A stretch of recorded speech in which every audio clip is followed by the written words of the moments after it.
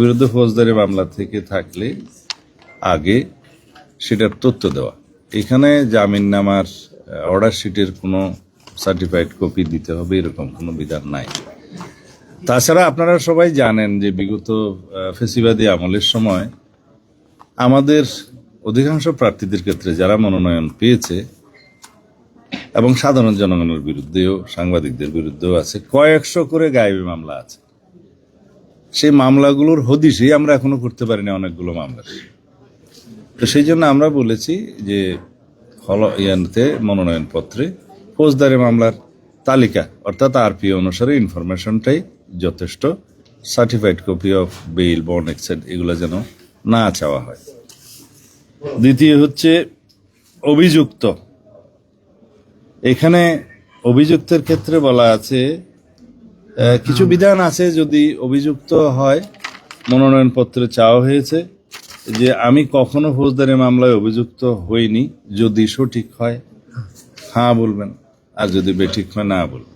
তো যেখানে আমরা তথ্য দিচ্ছি মামলা, সেই সমস্ত মামলায় অভিযুক্ত যদি শব্দটা প্রযোজ্য হয় তাহলে সেই অভিযুক্ত শব্দটা আইনের ভাষায় হচ্ছে framing of the charge by the court. এই শব্দটা আছে যে আদালত কর্তৃক অভিযোগ গঠনের ক্ষেত্রে অর্থে সেটা যেন গণ্য করা হয়। তাছাড়া হাজার হাজার মামলায় শয়ে শয়ে মামলায় কে কার বিরুদ্ধে এফআইআর দিল, কে কার বিরুদ্ধে কমপ্লেন কেস করলো, এগুলো সব চলে আসবে। তা ওনারা এটা পরীক্ষা করে দেখছেন এবং আশ্বাস দিয়েছেন যে ওনারা এটা যথেষ্ট গুরুত্ব সহকারে দেখবেন।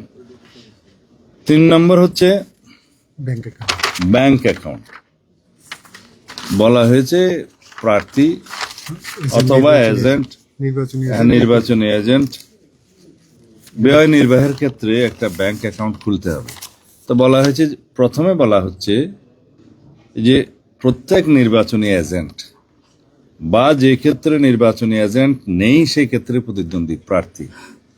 এটা একটু উল্টিয়ে লিখলে ভালো হয়, সেটা আমরা বলেছি যে প্রথমে একজন প্রার্থী নির্বাচনী চিফ এজেন্ট অথবা এজেন্ট নিয়োগের বিষয়টি আসবে যখন মার্কাটা দেয়া হবে, সেটা জানুয়ারির 20 তারিখ 21 তারিখের দিকে আসবে।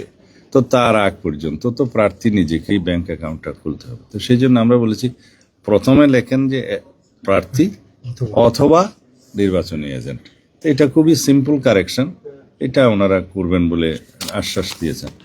তো এই কয়েকটি বিষয় নিয়ে আমরা দৃষ্টি আকর্ষণ করার জন্য, এবং যেহেতু সময়টা খুব কম, ইতিমধ্যে 29 তারিখে শেষ দিন, মনোনয়নপত্র জমা দিতে হবে, একটু দ্রুততার সাথে এই বিষয়টা স্পষ্টীকরণের জন্য আমরা ওনাদেরকে অনুরোধ করেছি। ধন্যবাদ। কারণ নির্বাচনী পরিবেশের কি হয়েছে,